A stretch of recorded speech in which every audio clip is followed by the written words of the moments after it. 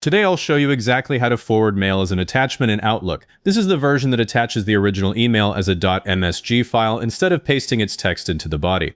Open Outlook and click the mail icon in the bottom left, then click Inbox in the left folder list. Click once on the message you want to forward. I'm using the Contoso invoice message here. You can do this straight from the message list, so don't double-click it open.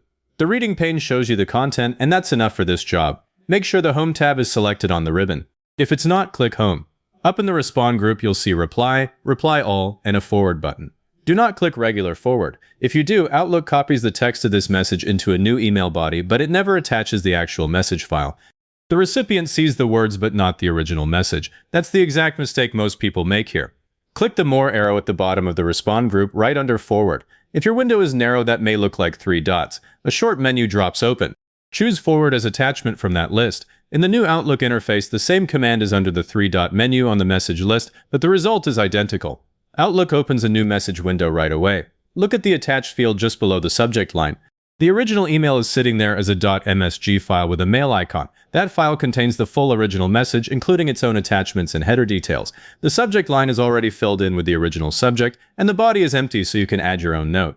Click in the To field and type the recipient's address. I'll type jordan@example.com.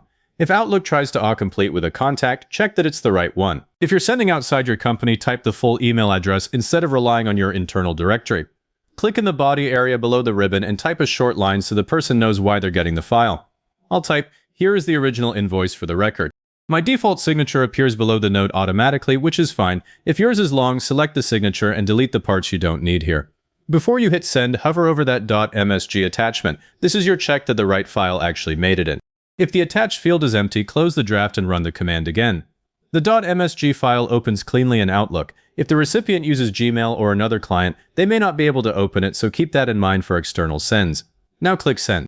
The new message window closes and the email is sent. Click Send Items in the left folder list. Your forwarded message is at the top. Double-click it open and then look at the attached field in the sent copy. The .msg file is still there, which means the recipient got the original message as an attachment, exactly what we just set up.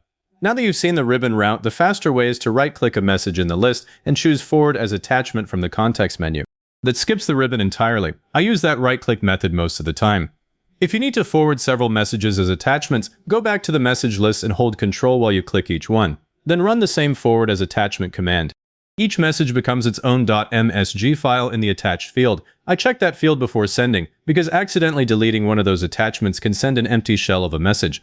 And if the recipient can't open .msg files, click Inbox on the left, select the original message again, and use the regular Forward button. That puts the message text directly in the body, so there's no .msg file to open.